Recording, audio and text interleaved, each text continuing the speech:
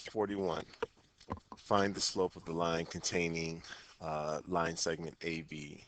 So to find the slope, you learned this in Algebra 1. Now you may have forgotten it. You can do, the easiest way is to do rise over run. So you want to go from point to point. How many units do you have to go up? Count the grid lines. 1, 2, 3, 4, 5, 6. So positive 6 since we're going up. And then over 1, 2. So then the slope is going to be a rise of 6, a run of 2, or 3.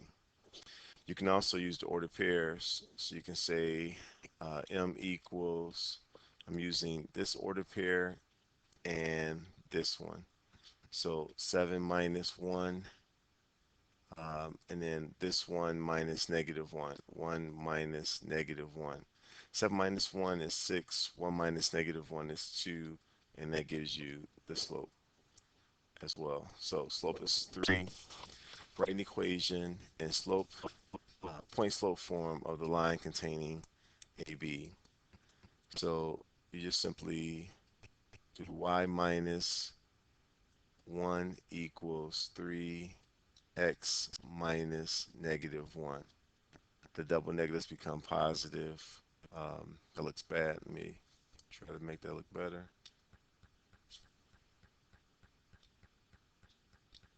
So I chose to use point -1, +1 for A, but you can do the same. You can get the same equation if you use the ordered pair for B. It may not look the same, but if we solve them for Y, it will be the same. Y minus 7 equals 3x minus 1. In either case, you can stop here because the instructions say write it in point slope form.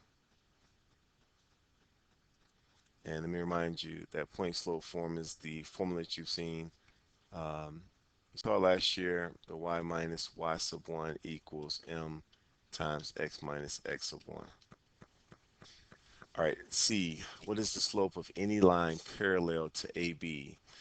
Well, if lines are parallel, that means that the slopes are the same. So since the slope is 3, it'll have to be the same.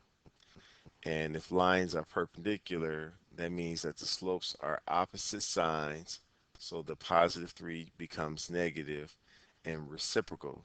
So make 3 into a fraction by making it 3 over 1 and then flip it. And that gives you the slope of a line that's perpendicular to AB. Okay, find the midpoint of BC. So we did a problem like this not too long ago, a few problems back. You add the two x coordinates and divide by 2. So 1 plus 3 over 2, 7 plus 1 over 2. That's 4 over 2, so that's 2, and that's 4.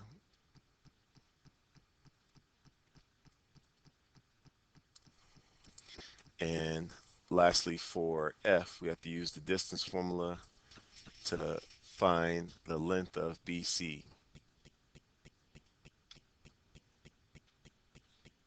So the distance formula, the length of BC, so you're going to subtract the two x's.